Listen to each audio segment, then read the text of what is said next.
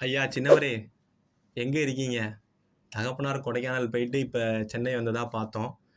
நீங்க எப்ப எங்க இருக்கீங்கன்னு எங்களுக்கு தெரியல. கொஞ்சம் மேடைக்கு வந்தா நல்லா இருக்கும். உங்களுக்கு மிக சிறந்த வரவேற்பு இருக்கு. என்னது எதுக்கு வரவேற்புன்னு புரியலையா?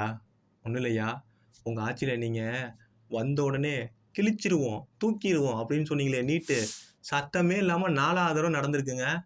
அதுல மாணவர்கள்லாம் சூப்பரா அருமையான பேட்டி குடுத்துருக்காங்க. என்ன தெரியுமா சொல்லியிருக்காங்க? அதுவும் அரசு பள்ளி மாணவர்கள் தேர்வை எழுதிட்டு வந்து, "ரொம்ப சந்தோஷமா இருக்கு. எங்களுக்கு பரீட்சைலாம் ரொம்ப ஈஸியா இருக்கு.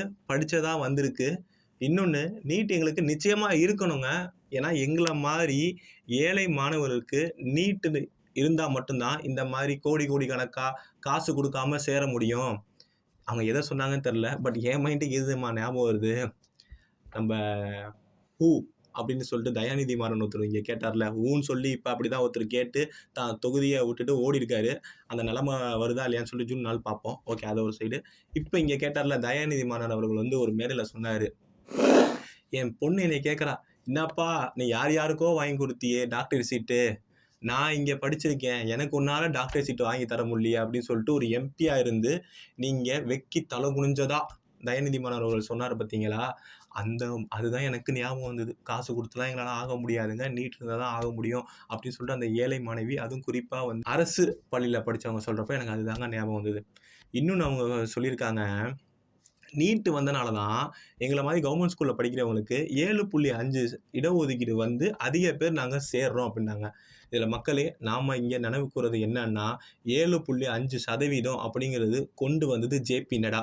ஏன்னா, அப்பதான் அவரு மினிஸ்டரா இருக்கப்ப, நீங்க வந்து குறிப்பிட்ட தொலைக்காட்சியில பார்க்கலாம். அவர் வந்து ஏர்போர்ட் போறப்ப, நீட் விலக்குலாம் கண்டிப்பா பெறதுக்கான வாய்ப்புலாம் கிடையாது. வேணும்னா ரிலே அ ரிசர்வேஷன் வேணா வாங்கிக்கோங்க. ஒரு யாருக்காவது கவர்ன்மென்ட் ஸ்கூல் பசங்களுக்கு அந்த மாரி உங்களுக்கு அரசு பள்ளி மாணவர்களுக்கு வந்து நீங்க ரிசர்வேஷன் குடுக்கணும்னு நெனச்சா, கண்டிப்பா அது சென்டர் வந்து சப்போர்ட் பண்ணுனாங்க.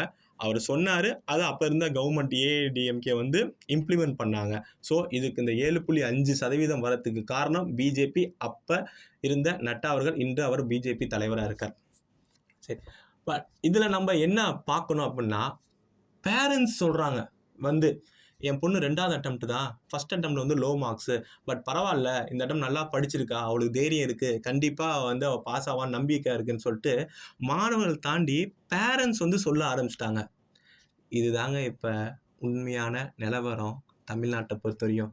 கையெழுத்து இயக்கம் நடத்துறோம், அத கிழிக்கிறோம் அப்படின்னு சொன்னீங்களே, அதெல்லாம் இப்ப என்ன ஆச்சு? உங்களுக்கு கையெழுத்து தான் போடத் தெரியலையா?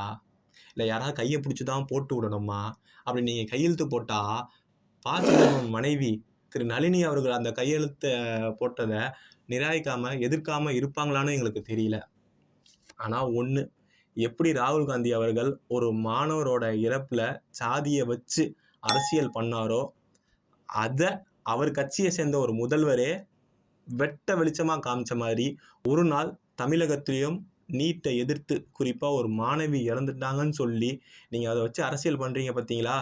கண்டிப்பா, கண்டிப்பா ஒரு நாள் தமிழக மக்கள் முன்னாடி உங்களோட உண்மையான முகம் தோலுரிக்கப்படும். அது ஜூன் 4 கூட இருக்கலாம். பொறுத்திருந்து பார்ப்போம். நன்றி.